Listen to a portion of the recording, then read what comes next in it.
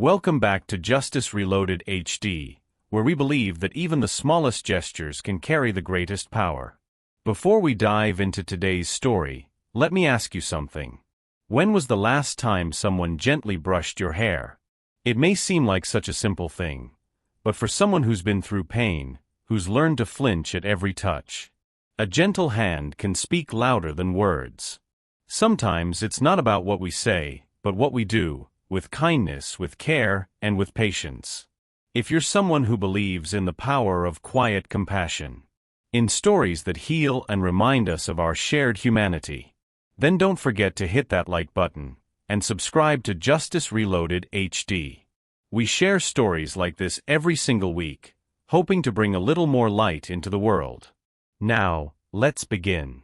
The sun hadn't fully risen yet, and a soft golden hue wrapped itself around the sleepy streets of Savannah, Georgia. On the corner of East Liberty and Abercorn sat a little vintage diner, one of those old places where time seemed to move slower, and everyone knew your name. The green awning fluttered gently in the morning breeze, and the neon open sign hummed to life as the bell over the door chimed for the first time that day. Inside, the aroma of fresh biscuits, sizzling bacon, and strong black coffee filled the air. Regulars claimed their usual booths without needing menus, and the vinyl seats carried the kind of warmth only years of shared stories could leave behind. That morning, one booth in the far back caught more than a few curious glances. Mr. Charles Bennett, 62 tall, sharply dressed even at this hour, sat quietly across from a boy with deep brown eyes and a tangle of hair falling across his face. Charles was the kind of man people didn't often approach. Not because he was unkind, but because there was something guarded in his expression, something heavy. A billionaire in the construction industry, widowed for 6 years, he had built half the skyline of the Southeast, yet rarely spoke of anything beyond his business. Across from him sat Ethan, his only son, just 8 years old, but already carrying the weight of a lifetime. A tragic car accident had left Ethan partially paralyzed, unable to move the left side of his body. But the physical pain wasn't what had changed him the most. It was the fear, especially when anyone came near his head. Doctors had said the trauma ran deeper than the bones. The boy flinched at every approaching hand, hid behind his bangs, and hadn't made eye contact with a stranger in over 2 years. Charles brought Ethan to this diner every Thursday morning. It was the one routine that still gave them a sense of normalcy. But he never expected anyone here to reach his son, not really. And then, there was Julia. Julia Thompson was 37, with gentle eyes, a tired smile, and the kind of presence that made you feel safe before she even said a word. She moved through the diner with the grace of someone who'd spent years watching others closely, anticipating their needs before they asked. Her name tag rested slightly crooked on her apron, and in her pocket was always a small yellow hairbrush she used for her niece, whom she cared for after hours. Few knew that Julia had once been a nursing student, only a semester away from graduation before life got in the way. She never talked about it, not the bills, not the broken engagement, not the part-time jobs that had kept her dreams on hold. But even now, even here, her heart remained exactly where it had always been, with people in pain. Especially children. She had noticed Ethan the moment they walked in that first week. She noticed the way he kept his eyes on the table, the way he recoiled when his father tried to adjust his cap, the way his hair kept falling into his food. But more than anything, she noticed something else, something no one else seemed to catch. The boy wasn't afraid of the world. He was afraid of being touched by it. Breakfast had come and gone, and the diner's morning crowd was thinning out. Mr. Bennett tucked his wallet back into his coat pocket and gently nudged Ethan's wheelchair away from the table, steering him slowly toward the exit. The boy said nothing, as usual. His hair, wild from sleep and stubborn cowlicks, fell like a curtain over his face, brushing against his lashes, obscuring his eyes entirely. Charles hesitated at the door, as if uncertain whether to reach down and move the hair aside, but he didn't. Every attempt before had ended in flinching, in panic, in Ethan recoiling with a breathless kind of fear. So instead, the billionaire sighed quietly and adjusted the boy's scarf before preparing to push forward into the cold. "Wait just a second. came a soft voice behind them. Julia stepped forward, wiping her hands on her apron. Her tone wasn't pushy. It wasn't intrusive. It was warm, like a memory you didn't know you missed until it found you. She knelt beside Ethan without asking permission, not too close, just enough for her voice to carry with care. "You know," she said gently, as if speaking to someone much older than a child, "every hero needs a clear path ahead. Can't have you bumping into dragons you can't even see." Ethan's lips parted slightly. Not in a smile. Not in protest. Just a flicker of surprise. From the pocket of her apron, Julia pulled out a small, yellow plastic brush. It looked like a toy, something that might have come with a dollhouse set. But to Julia, it had always been something more: comfort, familiarity, a way to say you're safe without saying a word. She held it up, not toward Ethan, but toward the light coming in from the window, letting him see it wasn't threatening. Then, slowly, she leaned in and brushed the first strand of hair from his forehead. Ethan didn't flinch. Instead, he closed his eyes. Julia didn't rush. She worked with delicate precision, one stroke at a time, guiding the soft waves of his hair to the side, revealing his full face for the first time that morning. There were freckles across his nose, a tiny scar near his temple, and underneath it all, a boy who had learned to hide in plain sight. As she brushed, Ethan's breathing slowed. He didn't speak. But he didn't move away, either. And just before she set the brush back into her apron, he did something no one in that diner had ever seen him do. He gave a small, almost imperceptible nod.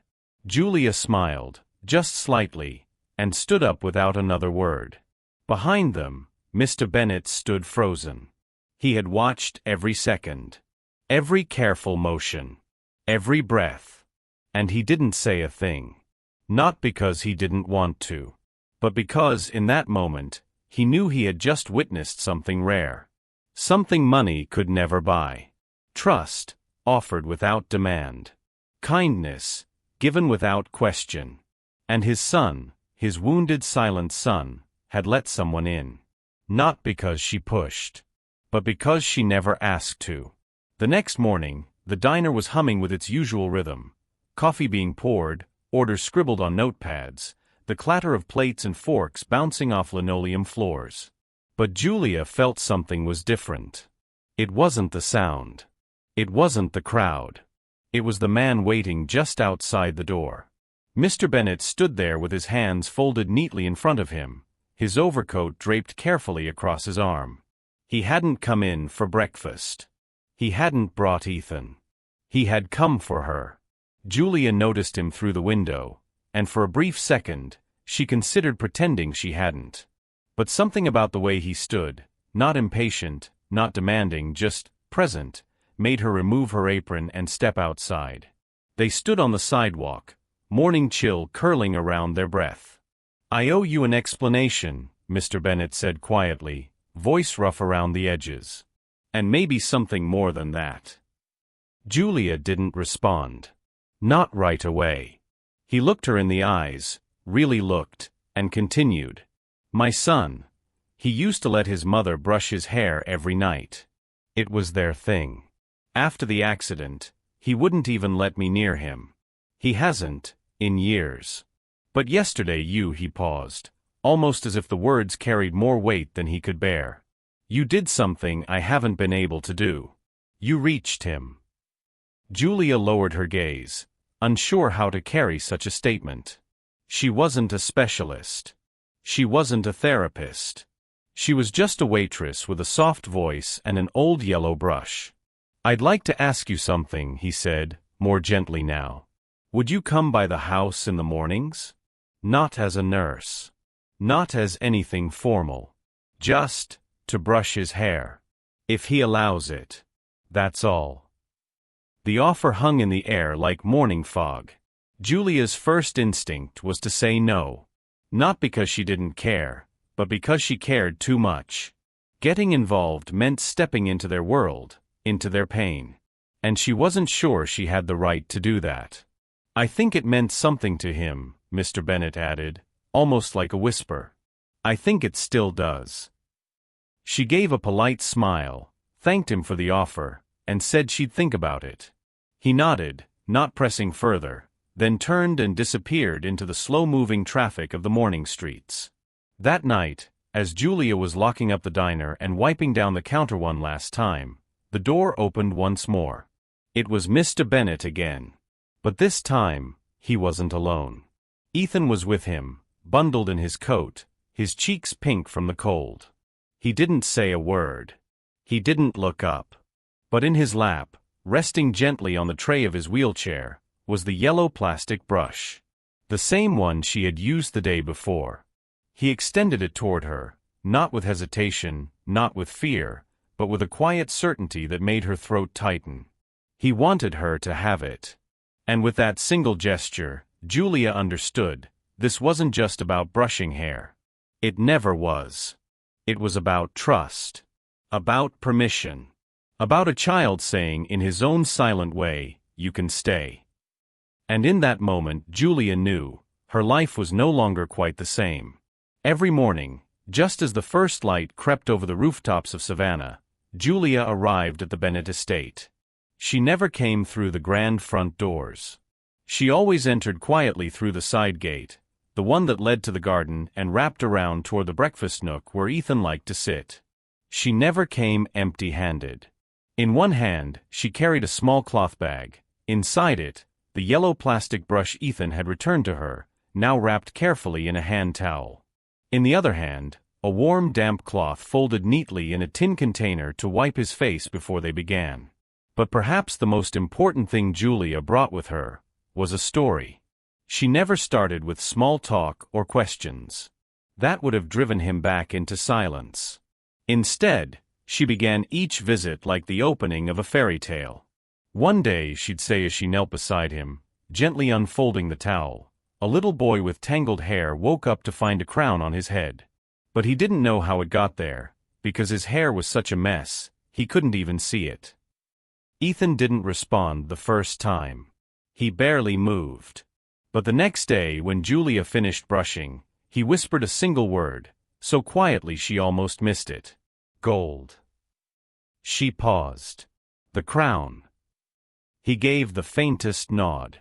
From that moment on, their mornings began with little stories. Ones she made up just for him. Did you know, she told him once, that hair gets lonely when no one touches it? It gets all twisty and sad. That's why it hides your eyes, because it misses your smile. Ethan didn't smile that day. But he didn't turn away either. By the end of the week, he was letting her touch his hair without flinching. She brushed it slowly, carefully, always waiting for the slightest sign of discomfort. When he was ready, she'd place a small mirror in front of him, and he'd glance at himself for a second longer than the day before. Eventually, he began to speak. Not much, just a word here and there. Sometimes to ask what happened next in the story. Sometimes to correct her. "That's not how dragons breathe," he murmured once, eyes fixed on his reflection. Julia grinned. "You'd know better than me." His voice was always soft, cautious, like a violin string just barely being plucked. But it was there. It was real. And for the first time in a long time, Ethan wasn't hiding behind his hair. He was letting the world in, one stroke, one story, one morning at a time. It happened on a Tuesday morning, just as the azaleas in the Bennet garden had started to bloom. Julia was halfway through brushing Ethan's hair when she told him about a story she'd made up the night before. Something silly, something sweet. It was about a boy who tamed a dragon not with fire or swords, but with a comb made of sunlight. Each morning, she said with a smile, he'd brush the dragon's messy scales, and in return, the dragon would guard his dreams while he slept. Ethan didn't interrupt. He didn't flinch. He just sat quietly, as usual. And then, he laughed. It wasn't loud. It wasn't long. But it was there, an honest, bubbling little laugh that caught Julia so off guard, her hand paused in midair. She looked at him, really looked, and found him already looking back. For the first time since she'd met him, Ethan held her gaze. Not for a second. Not for a blink. but long enough that Julia saw it, the life returning behind his eyes. There was still hurt, yes. But now there was light too. She blinked quickly, as if trying to memorize the moment before it vanished. Later that day, word of the boys' laughter reached the inside of the house. Harold Green, Mr. Bennet's longtime personal assistant, wasn't impressed. A man in his 50s with a strict jawline and a schedule for everything, Harold had always believed in structure, credentials, and clinical expertise. To him, emotions were like storms. They passed, but never without a mess. He found Mr. Bennet in his study, going over architectural portfolios, and cleared his throat before speaking. "Sir, if I may," he began, tone formal but firm. "This woman, Julia, she's a waitress, not a licensed therapist. We have access to specialists, trained professionals who know how to handle trauma. I'm just concerned that she's helping?" Mr. Bennet cut in without looking up. Harold stiffened. "That she's unqualified." Finally, Charles looked up. His face was unreadable, but his voice softened, not with weakness, but with something deeper. Conviction. "For 2 years, my son has shut out the world. No doctor, no therapist, no method, not one of them has gotten him to smile. And yesterday, he set down the portfolio. Yesterday, he laughed." Harold hesitated, clearly unsure of how to respond. "She's not a specialist," Mr. Bennet continued. "She's not certified. But somehow, she touches his world without making him afraid of it. She doesn't fix him.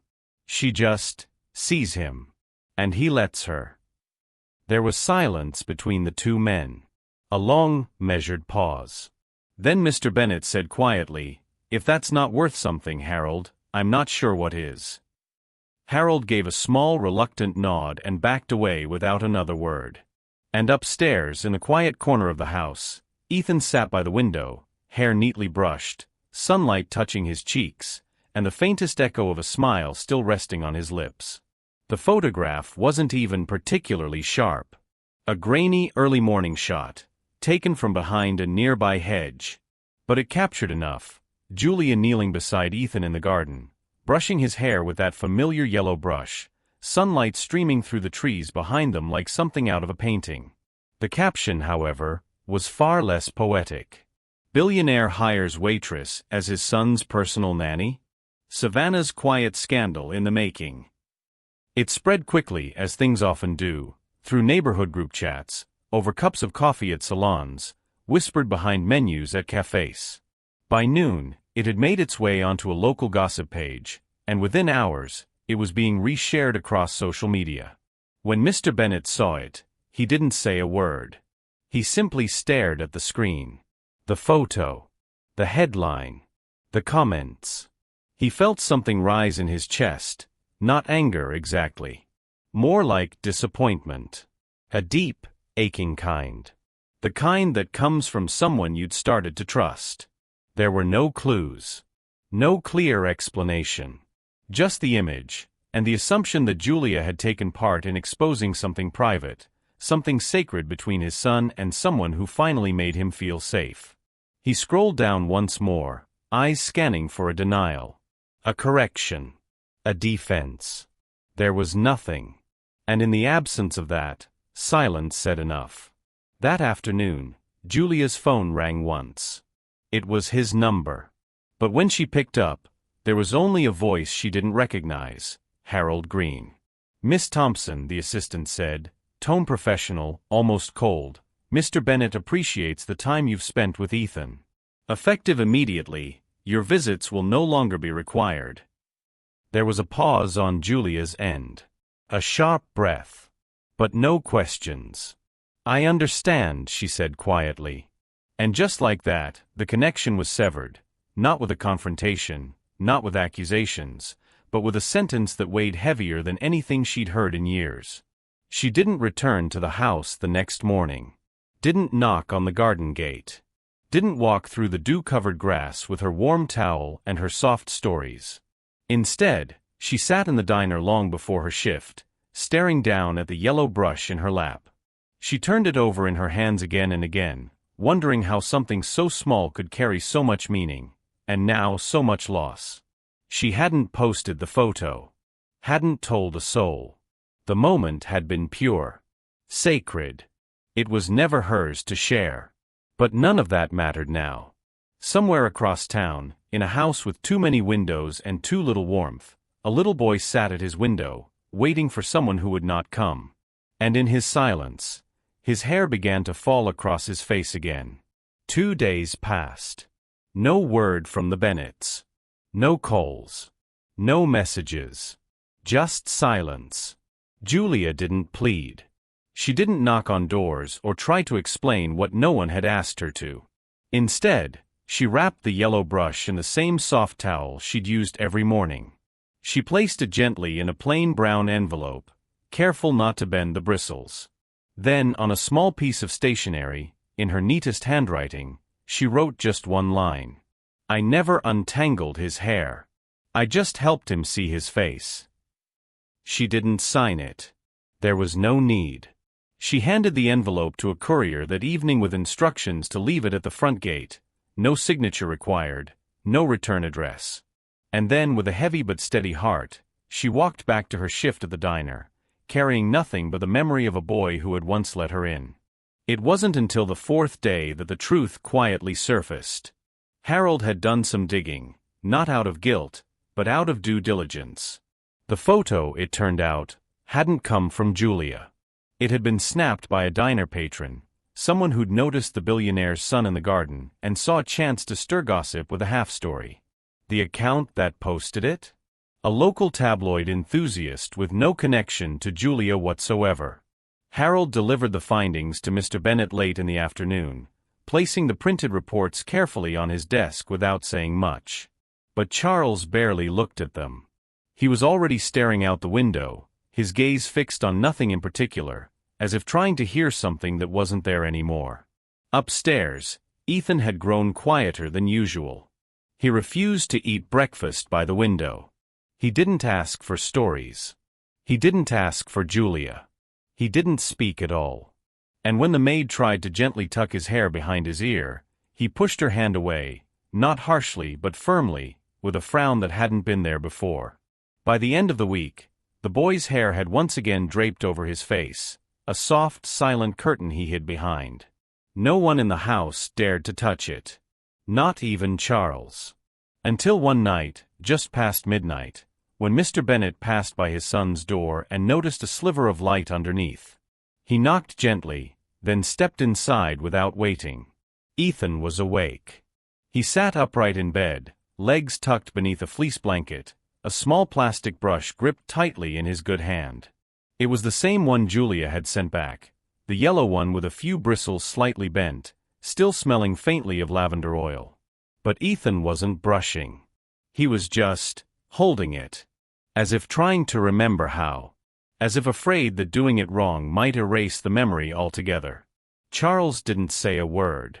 He stepped forward slowly and sat on the edge of the bed, close but not too close. Ethan looked up, eyes glassy, searching. Then, in a whisper so soft it barely reached the silence, he asked, "Would my hair be sad if no one ever touched it again?" Charles swallowed hard. He opened his mouth to speak, but no words came. He didn't know how to answer. Didn't know how to undo the harm of silence and absence. So instead, he did the only thing that felt right.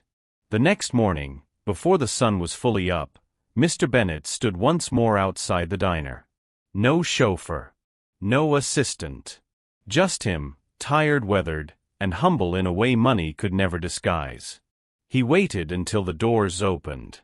Waited until Julia stepped out, not expecting him. And when their eyes met, he simply said, "He misses you." Julia returned to the Bennet estate the very next morning.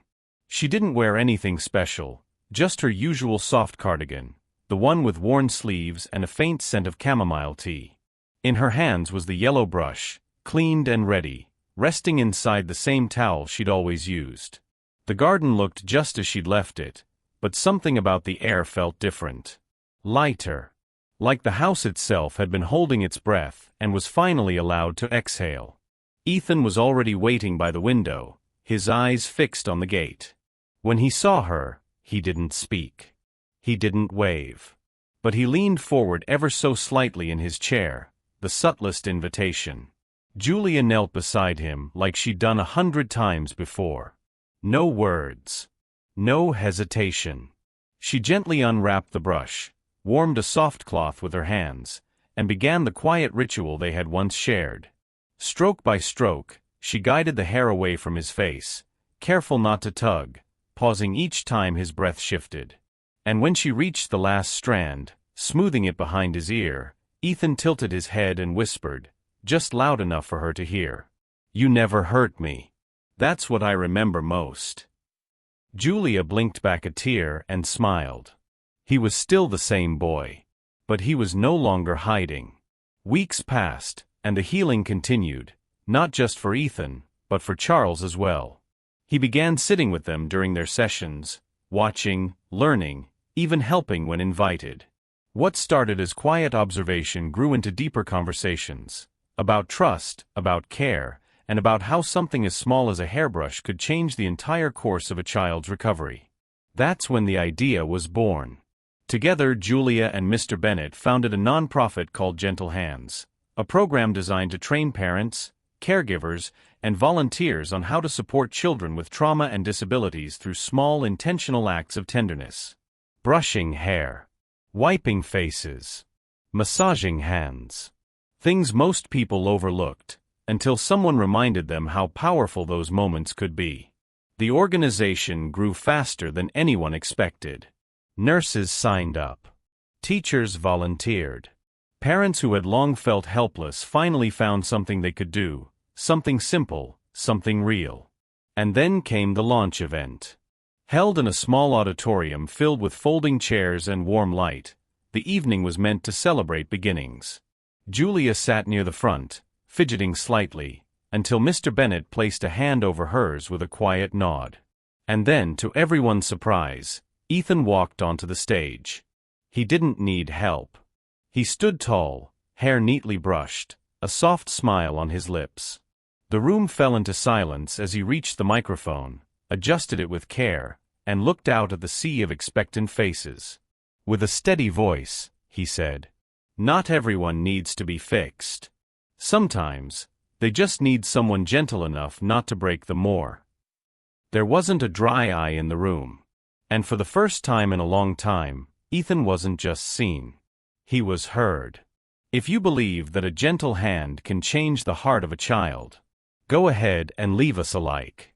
And if stories like this bring warmth to your soul, don't forget to subscribe to Justice Reloaded HD. We share healing stories just like this every week. Thank you for watching all the way to the end. We'll see you in the next one.